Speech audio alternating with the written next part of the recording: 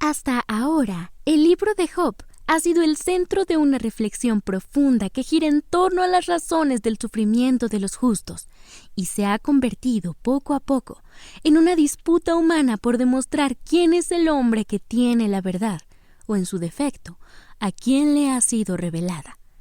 A través de 32 capítulos, hemos conocido y profundizado en personajes que son sabios en su propia perspectiva y que creen tener revelaciones divinas que no son más que palabras vacías llenas de falsa humildad y autoridad. Y es precisamente en el capítulo 33 que se aborda la segunda parte del discurso de Eliú, en la que después de presentarse y justificar su derecho de hablar, se dedica a censurar a Job. En cierto modo, y retomando la primera parte de su intervención, se hace evidente el hecho de que su derecho de hablar necesita ser defendido. Eliú necesita ser escuchado, pero al ser consciente de que su época imponía límites de expresión a la juventud, se jactó de su sabiduría de una manera sutil, diciendo primero que ha escuchado pacientemente, promete justicia y continúa con palabras de censura hacia Job que de una manera irónica marcan su propia condena. Versículos del 1 al 7. Por tanto, Job, oye ahora mis razones y escucha todas mis palabras. He aquí, yo abriré mi boca y mi lengua hablará en mi garganta. Mis razones declararán la rectitud de mi corazón y lo que saben mis labios lo hablarán con sinceridad. El Espíritu de Dios me hizo, y el soplo del Omnipotente me dio vida. Respóndeme si puedes. Ordena tus palabras, ponte en pie. Heme aquí a mí en lugar de Dios, conforme a tu dicho. De barro fui yo también formado. He aquí mi terror no te espantará, ni mi mano se agravará sobre ti.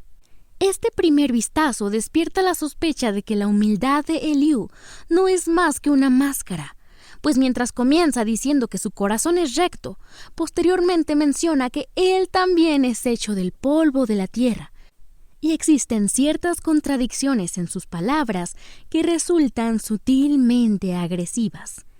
En el capítulo anterior, este joven asocia el soplo de Dios con el entendimiento cuando en el versículo 8 dice: «Ciertamente espíritu hay en el hombre, y el soplo del Omnipotente le hace que entienda». Pero en este capítulo, además de afirmar que el soplo de Dios le ha dado vida, sugiere que le ha dado entendimiento de utilizar sus propias palabras y revelar a Job una verdad ante la que además añade: «Respóndeme si puedes». Una de las posibles razones por las que parece retar a Job puede ser el estado de salud tan grave en el que se encontraba, pues al estar tan maltratado por la calamidad, posiblemente estaría cansado de articular palabras. Pero esta razón no es la más lógica si consideramos que el dolor no ha sido un impedimento para sostener en voz alta su inocencia anteriormente. Entonces podemos entender que la razón por la que Eliú lo reta es porque cree que su reprensión es tan profunda y sincera que Job no podría justificarse ante ella.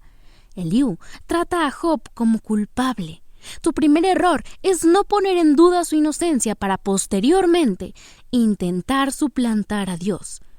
Pero para poder comprender el impacto de este acto tan vil, es necesario retomar que las palabras de un joven en medio de una discusión de sabios sobre temas divinos era para su contexto un completo desperdicio, ante el que Eliú intenta desesperadamente defenderse cometiendo errores graves como la frase «heme aquí a mí en lugar de Dios», que para comenzar, esta parece ser una escena que hemos visto antes con Elifaz, cuando de una forma sutil utiliza una supuesta visión revelada por Dios para persuadir a Job de disculparse con Dios por su pecado.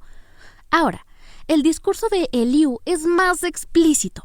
No dice que Dios le reveló algo, sino que Él es la revelación de Dios que está aquí para corregirlo. Esa es una frase completamente altiva que intenta disfrazar, diciendo posteriormente algo similar a: «No te preocupes, yo también soy un hombre y no seré cruel contigo». Eliú traslada toda la autoridad de Dios a sus propias palabras, y no conforme con eso, insinúa que si Dios estaba aterrorizando la vida de Job, Él no lo haría, aunque de igual manera es implícito que podría hacerlo, pero no quiere. Recordemos la verdad que hay detrás de que los malos son castigados. Suponiendo que Job realmente haya sido el más vil de los malvados. Si Dios es justo y Eliú es un enviado de Dios, ¿por qué Eliú tomaría un rol tan suave con respecto a la maldad de Job? Bien, al suplantar a Dios, Eliú no es Satanás ni un enemigo de Dios en absoluto, pero sí representa algo muy peligroso, la tentación de hablar por Dios, antes de que él mismo hable. Cuando le dice a Job que su palabra no lo aterrorizará, Eliú se presenta como una figura más amable y accesible frente a una experiencia de Dios que ha sido abrumadora y desconcertante, pero con el mismo poder de castigarle. El problema no es que defienda la justicia divina, sino que lo haga con una seguridad absoluta, como si comprendiera plenamente lo que Dios está haciendo. Así, sin darse cuenta, Eliú ocupa un lugar que no le corresponde, recordándonos que incluso las palabras bien intencionadas pueden volverse dañinas, pues una buena intención nunca es suficiente cuando no es acompañada de humildad y sabiduría verdaderamente proveniente de Dios. Versículos del 8 al 11. De cierto, tú dijiste a oídos míos, yo oí la voz de tus palabras que decían, yo soy limpio y sin defecto, soy inocente y no hay maldad en mí. He aquí que él buscó reproches contra mí y me tiene por su enemigo. Puso mis pies en el cepo y vigiló todas mis sendas. Las palabras hostiles y falsas de Eliú nacen a partir de aquí. Su molestia es a partir de la mala interpretación que hizo de las palabras de Job, tergiversándolas para acusarle de algo que evidentemente no hizo, pues lejos de defender su perfección, Job defiende su inocencia. Job 9:20. Si yo me justificare, me condenaría mi boca. Si me dijere perfecto, esto me haría inicuo. Además, no se justifica a sí mismo, sino que espera que Dios lo haga. No hay manera de que si Eliú ha escuchado toda la conversación, no escuchara que Job dedica una parte del capítulo 19 al anhelo de ver a su Redentor. Versículos del 12 al 18. He aquí, en esto no has hablado justamente. Yo te responderé que mayor es Dios que el hombre. ¿Por qué contiendes contra él? Porque él no da cuenta de ninguna de sus razones. Sin embargo, en una o en dos maneras habla Dios, pero el hombre no entiende. Por un sueño en visión nocturna, cuando el sueño cae sobre los hombres, cuando se adormecen sobre el lecho.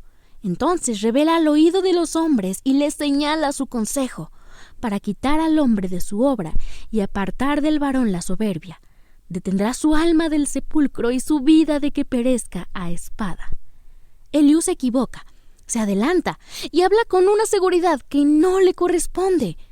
Pero en medio de todo dice una verdad imposible de esquivar.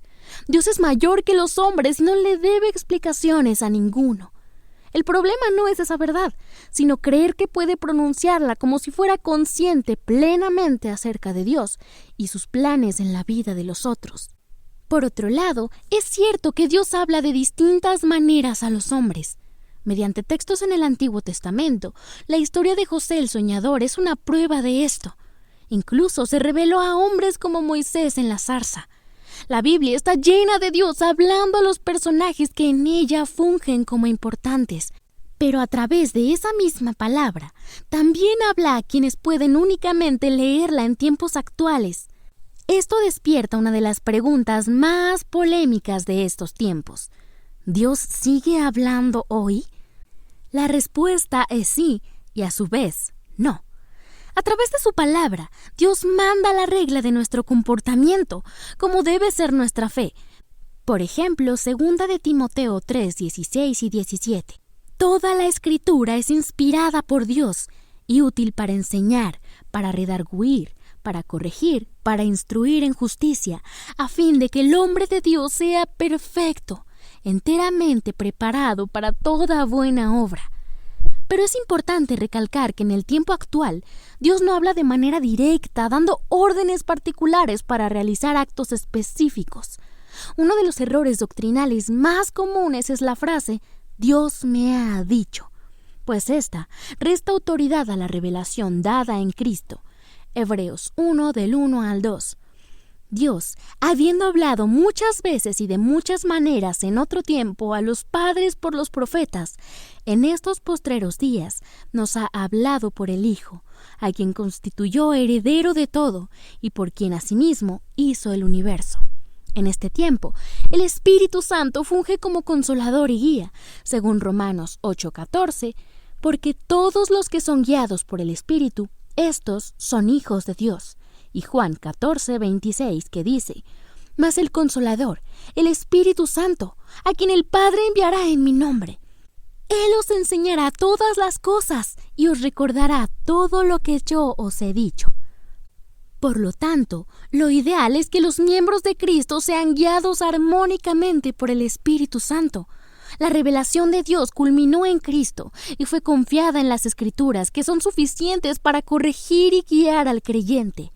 La obra del Espíritu Santo hoy no es añadir nuevas palabras con autoridad divina, sino iluminar la palabra ya revelada, guiando la conciencia y las decisiones en coherencia con ella.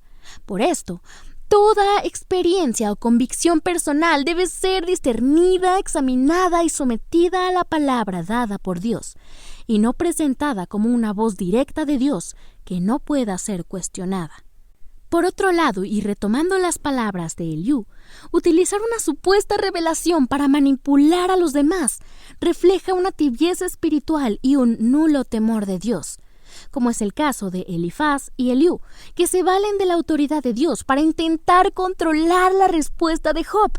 Pues al decir Dios me dijo o Dios me lo reveló en un sueño, no buscan escuchar a Dios, sino cerrar la conversación y obligar a Job a ceder ante lo que consideran verdadero. Ese lenguaje puede sonar espiritual y con autoridad suficiente, pero en realidad es una forma de presión que convierte a Dios en un argumento para ganar una discusión humana y utilizar otra de las tácticas a las que recurrieron anteriormente el resto de los acompañantes: el miedo. Eliú enlista las cosas que sufren aquellos soberbios que se encuentran voluntariamente apartados del consejo de Dios. Describe el dolor de sus huesos, el aparente castigo que Job atravesaba y el desfallecimiento en el que parecía estar sumergido. Pero además añade que exactamente ese tipo de personas entre las cuales se encuentra Job se encaminan al sepulcro. Hasta este fragmento, el discurso de Eliú no es algo nuevo en esta lectura. La manipulación ha sido algo a lo que estos acompañantes han recurrido en varias ocasiones.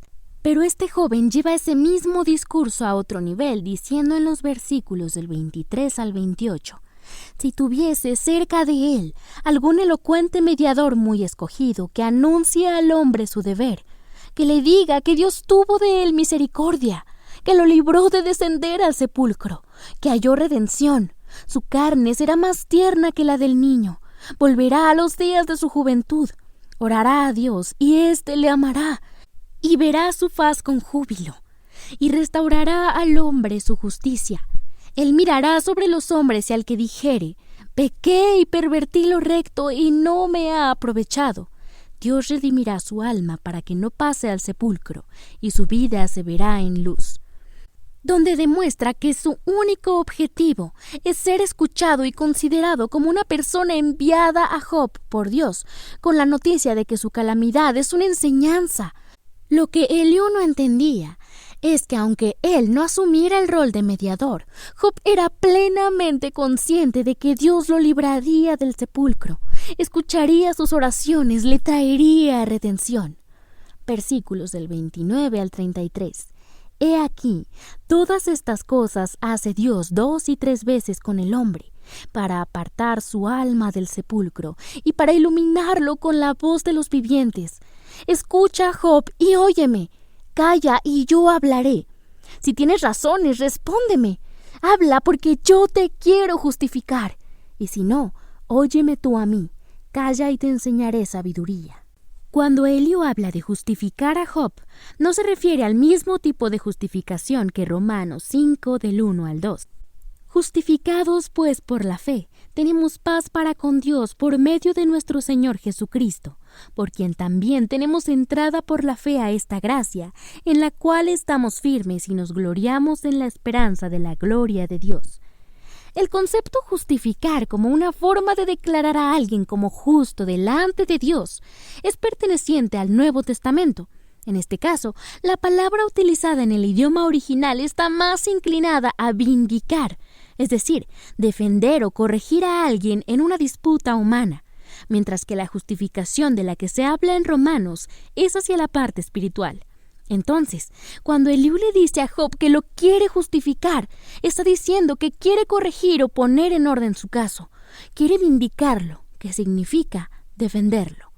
Es importante entender que si Eliú se atribuye la tarea de justificar a Job, estaría diciendo directamente que él tiene la facultad de decidir lo que es correcto y lo que no, pues cree que con el soplo de vida Dios le ha dado el discernimiento suficiente, lo cual es erróneo, pues el único que puede decidir lo que es correcto es Dios en su perfección infinita. Eliú no solo describe lo que Dios hace, sino que se coloca a sí mismo dentro del proceso. Su lenguaje sugiere algo como: si me escuchas, esto te va a justificar. El problema no es la idea de restauración, sino que este hombre se presentó como mediador de esa restauración, cuando para Job es absolutamente claro que solo Dios puede vindicar, restaurar o justificarle. Eliú no fue enviado, no recibió mandato alguno y aún así habló como si su discurso tuviera un poder perteneciente únicamente a Dios. Su actitud no deja de ser soberbia y atrevida al ponerse a sí mismo como un mediador, un hombre justo y recto, al que Job no debe temer porque cree ser más compasivo que Dios. Este capítulo se encuentra lleno de afirmaciones incoherentes, pero al mismo tiempo de enseñanzas para el lector. No todo aquel que habla de Dios ha sido enviado por Él, y absolutamente ninguna interpretación humana, aunque parezca bien intencionada, puede reemplazar la voz y la sabiduría que son verdaderamente provenientes de Dios. Es cierto que en la actualidad existen hombres y mujeres que guían a la Iglesia de Cristo, pero ninguna de estas voces sustituye la justicia de un Dios perfecto.